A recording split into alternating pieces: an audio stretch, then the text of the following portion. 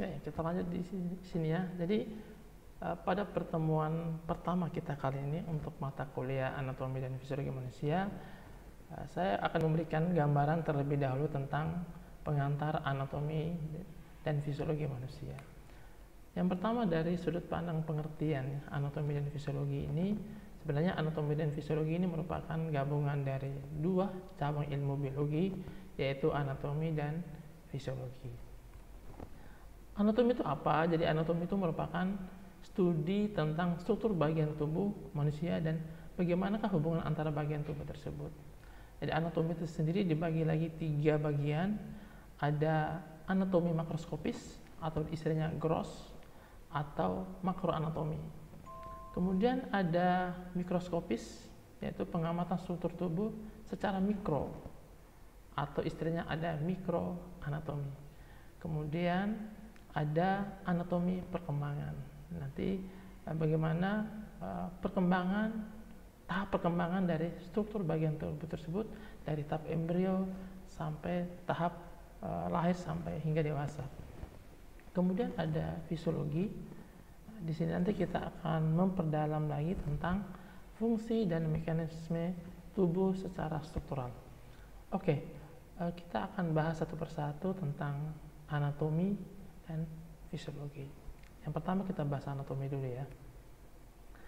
Jadi seperti yang sudah disebutkan tadi sebelumnya, anatomi itu ada 3 bagian utama, yaitu ada pengamatan struktur tubuh secara makroanatomi atau gross anatomi, kemudian ada pengamatan struktur tubuh secara mikroskopis atau mikroanatomi, kemudian bagaimana struktur tubuh tadi bisa terbentuk, bisa berkembang hingga membentuk suatu struktur tubuh yang utuh, yang menjadi satu kesatuan yang utuh.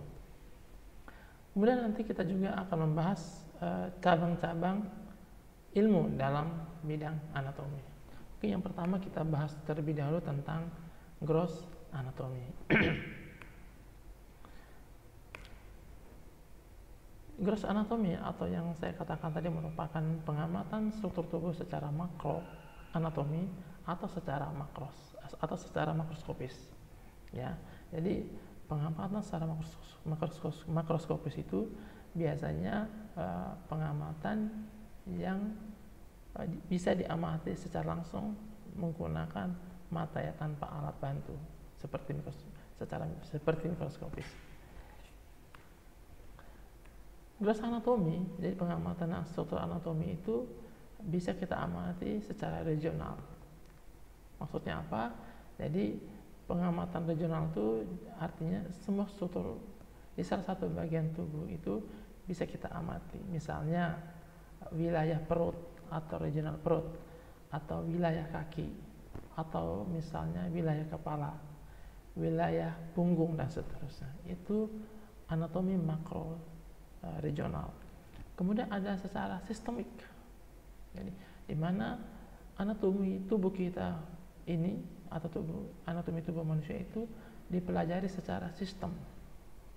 Makanya dalam anatomi itu ada istilah sistem organ. Ya, nanti secara sistem itu seperti apa nanti kita akan pelajari lebih dalam di pertemuan-pertemuan berikutnya. Kemudian ada anatomi makroskopis permukaan, di mana studi struktur internal yang berhubungan dengan kulit yang berada di atasnya. Jadi karena kulit kita itu kan berada di permukaan, sedangkan di dalamnya atau di bawahnya itu merupakan organ-organ lain. Misalnya kalau di bawah kulit itu kan ada pembuluh darah, ada saraf, ada kelenjar dan seterusnya. Gitu ya. Kemudian yang berikut ada mikroskopis atau pengamatan struktur tubuh secara mikro atau yang disebut dengan mikroanatomi. Jadi biasanya mikroskopis ini biasanya menggunakan alat bantu untuk mengamati struktur tersebut. Nah, mikroskopis ini ada 2 ilmu yang terdapat di dalam yang digunakan dalam pengamatan mikroskopis. Yang pertama ada sitologi, di mana sitologi ini merupakan cabang ilmu dari biologi yang khusus mempelajari tentang sel. Kemudian yang berikut ada histologi. Ya, histologi ini merupakan cabang ilmu dari biologi yang khusus mempelajari tentang jaringan. Saya kira kalau mahasiswa biologi atau pendidikan biologi, istilah sitologi maupun histologi tidak asing lagi, karena untuk mempelajari anatomi dan fisiologi manusia, mahasiswa harus terlebih dahulu sudah mempelajari tentang mata kuliah histologi, di mana di dalam mata kuliah histologi juga nanti di mana di dalam mempelajari mata kuliah histologi itu mahasiswa juga harus sudah mempelajari tentang sel maupun jaringan.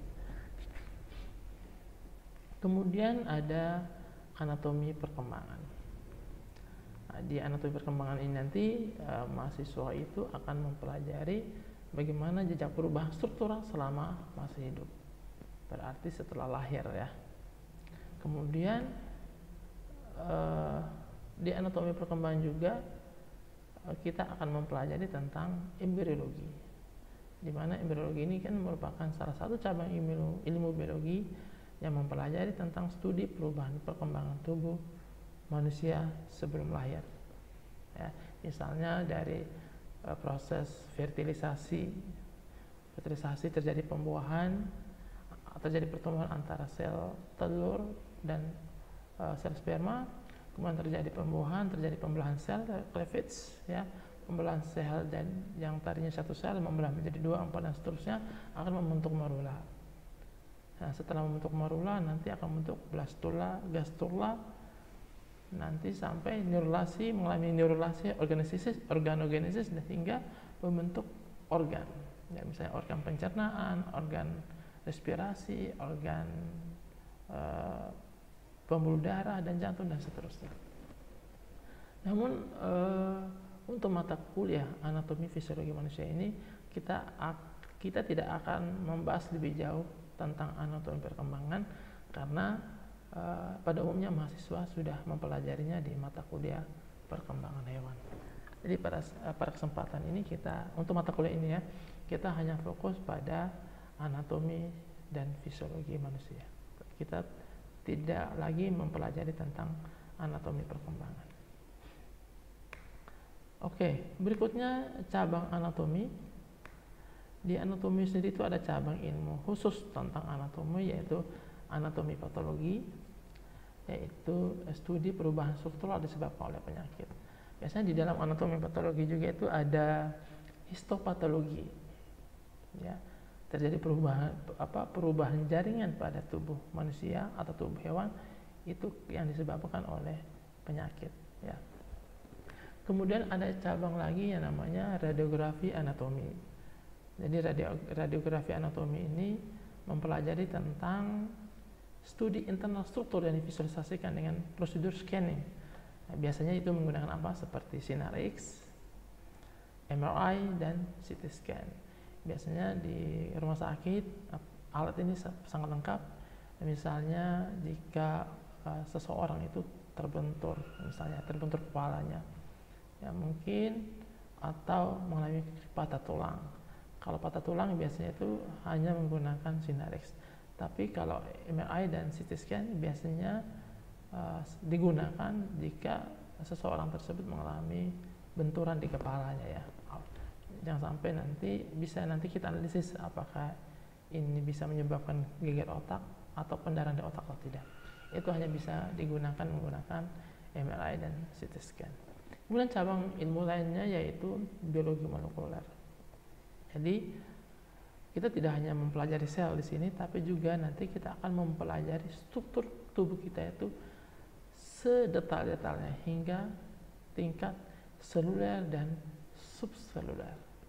Ya, karena pusat kerja dalam tubuh kita itu yaitu di tingkat seluler dan subseluler. Oke, itu tadi anatomi ya. Sekarang kita masuk ke fisiologi. Jadi fisiologi tadi sudah dijelaskan bagaimana fungsi dan mekanisme yang terjadi di dalam tubuh dan ada hubungannya dengan struktur tubuh pada manusia.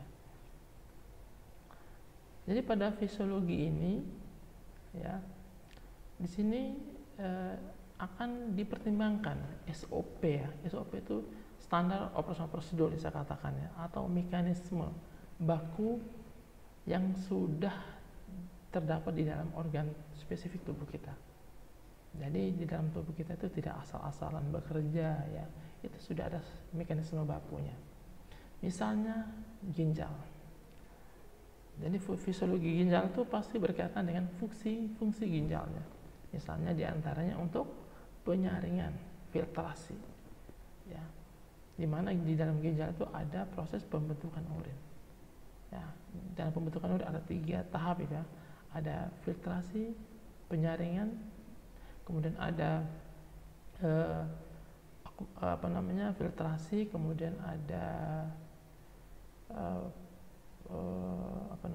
reabsorpsi, dan ada augmentasi. Nah, itu misalnya ya, nanti akan lebih detail lagi kita akan mempelajarinya di sistem urinaria. Kemudian begitu pula neurofisiologi, yaitu berkaitan dengan sistem kerja saraf. Ya, kemudian nanti ada pokok bahasan tersendiri tentang sistem saraf. Kemudian ada kardiovaskular, ya, yaitu yang berkaitan dengan sistem kerja jantung dan pembuluh darah. Kemudian dalam fisiologi juga itu nanti kita akan fokus pada fungsi tubuh, ya. Fungsi tubuh ini baik di tingkat seluler maupun tingkat molekul. Kemudian nanti di fisiologi nanti kita juga akan memahami fisiologi tersebut. Dalam memahami fisiologi juga kita membutuhkan yang namanya pengetahuan fisika. Kenapa?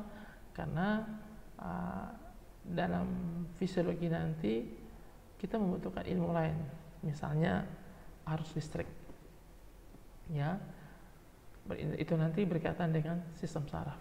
Kemudian tekanan darah, ya, itu nanti yang berkaitan dengan pokok bahasan sistem peredaran darah yang berkaitan dengan jantung dan pembuluh darah. Juga misalnya bagaimana cara otot menggunakan tulang untuk gerakan. Itu semua membutuhkan ilmu-ilmu lain, misalnya fisika. Nah, nanti bagaimana sistem kerjanya, bagaimana fisika masuk, ilmu fisika bisa masuk dalam mata kuliah fisiologi ini, kita akan mempelajarinya lebih dalam lagi di setiap pokok bahasan, ya. Saya kira itu dulu pengantar dari saya.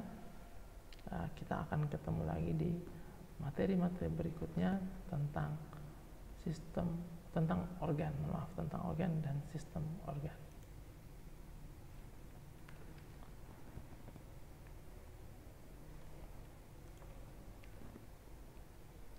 Kemudian di dalam anatomi dan fisiologi juga ada namanya prinsip pelengkap. Fungsi pelengkap ini apa? Jadi prinsip pelengkap ini berkaitan dengan fungsi yang selalu mencerminkan struktur. Jadi Tuhan sudah menciptakan struktur tubuh manusia itu pasti ada fungsinya.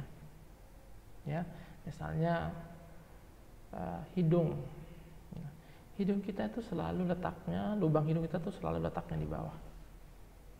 Bisa bayangkan bagaimana seandainya kalau lubang hidung kita tuh Tuhan menciptakannya lubangnya itu mengarah ke atas. Mungkin kita akan repot menyiapkan payung khusus hidung kalau terjadi hujan. Atau misalnya struktur paru-paru. Ya, misalnya paru-paru kita sebelah kiri itu jumlah lubusnya 2, yang kanan 3, dan banyak hal ya. Jadi pada pertemuan berikutnya nanti kita akan bahas tentang struktur ya.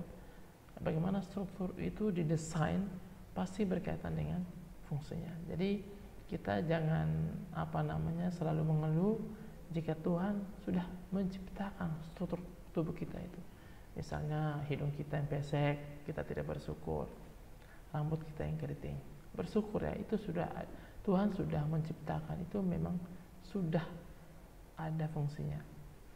Nah, kemudian struktur itu melakukan fungsinya berdasarkan pada bentuk spesifik struktur tersebut. Jadi kalau kita secara mikroskopis ya sel penyusun tubuh kita itu berbeda-beda, di mana struktur sel yang memiliki struktur dan fungsi yang sama nanti akan membentuk jaringan. Maka misalnya sel hati itu berkaitan dengan fungsi hati, misalnya jantung, usus dan seterusnya. Jadi struktur di dalam tubuh kita itu sudah didesain karena memang berdasarkan fungsi spesifiknya, seperti itu. Oke, saya kira itu ya materi pengantar kita, pemateri pengantar kita hari ini. Pada materi berikutnya kita akan bahas tentang tingkat organis struktural. Ya, penasaran dengan materi ininya? Kita akan ketemu lagi pada pertemuan berikutnya.